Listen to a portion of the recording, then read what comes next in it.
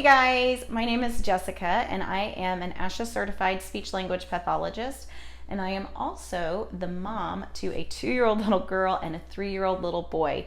So today I want to share my best SLP-Mom tricks with you for ways that you can do some speech therapy strategies, language building activities at home with your little ones.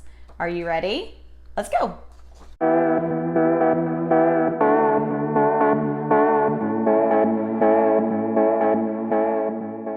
Today, the strategy that we're going to be talking about is called field trips. That's what I call it. I'm going to show you this handout first. This is kind of what I'm using to guide our conversation today.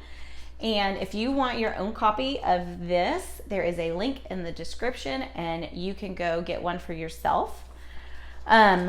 So first, let me begin by explaining what is a field trip. What do I mean when I say field trip? This is any trip that you take outside of your house with the intention, with the purpose, with the point being teaching your child new language, new words, and having new experiences together. Now, don't get all worried here thinking I don't have a lot of money to spend, or hey, this is being filmed in the middle of the coronavirus pandemic. Like, there's just not a lot of places open right now. That's okay. Anywhere you go can be a field trip. So, for example, as long as the purpose, as long as you are being intentional with that trip to build language.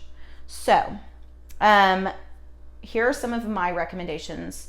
We do like to go to the zoo. If you have a zoo in your area and you can get a zoo pass, highly recommend that.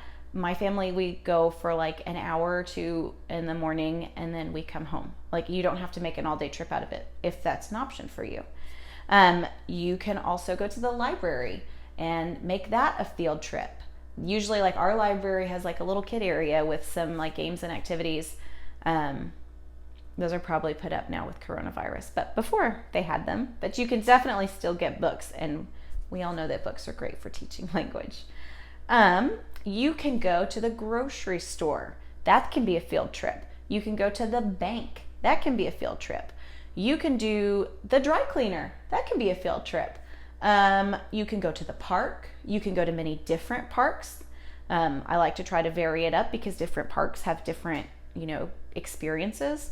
You can go to museums. You can go to restaurants. Like, we used to go to Chick-fil-A or McDonald's a lot. Now that's not really an option because, again, COVID. You can go to the mall. You can go, like, at Christmas time, people have like seasonal stuff that comes out, or during the fall, like pumpkin patches or, different seasonal activities. Be aware of those when those come around, and that counts as a field trip.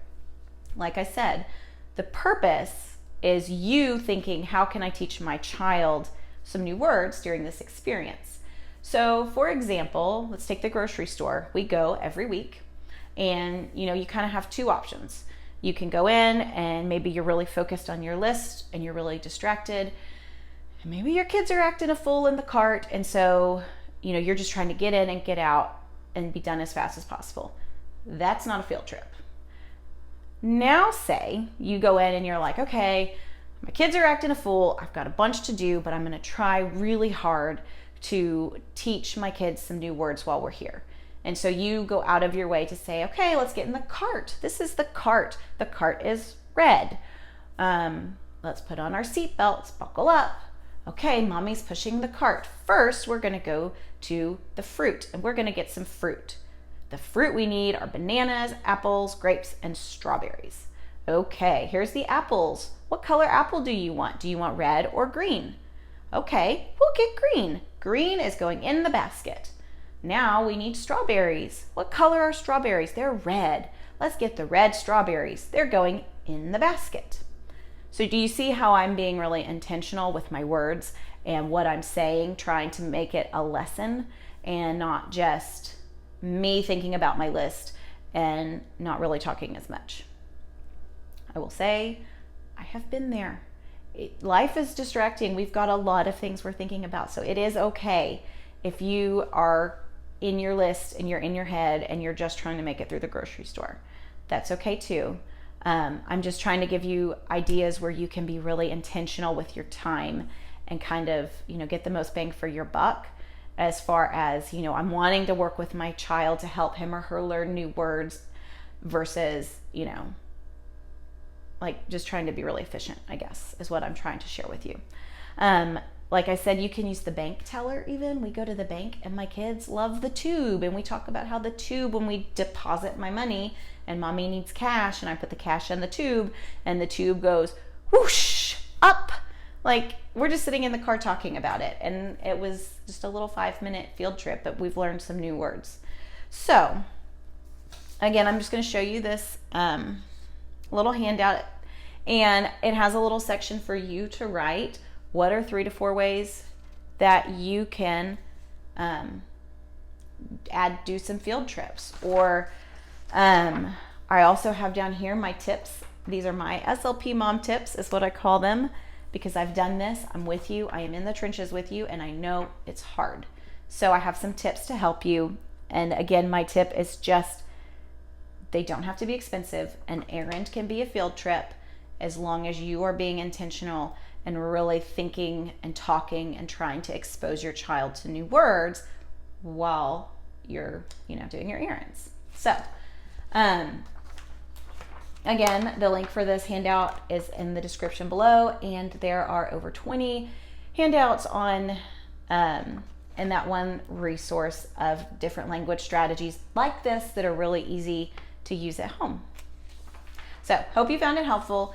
If you did, if you think other people would benefit from this and, other moms or dads might find this helpful, please like this video and please subscribe, because that helps YouTube know to bump this up higher in the feeds and show it to more people. And I want to help as many moms and dads as I can, because like I said, I feel like this is a little bit different because I'm a mom too, and I know what you're going through, and you've got this and you're doing awesome, and I'm really proud of you.